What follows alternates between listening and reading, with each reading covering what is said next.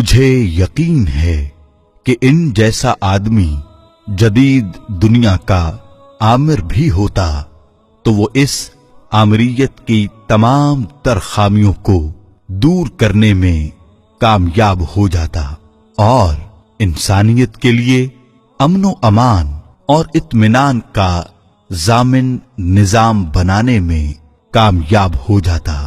میں اس چیز کی پیش گوئی کرتا ہوں کہ محمد کا دین مستقبل کے یورپ میں بھی اسی طرح مقبول نظر آئے گا جس طرح آج کے یورپ میں اس کی مقبولیت کا آغاز ہو گیا ہے۔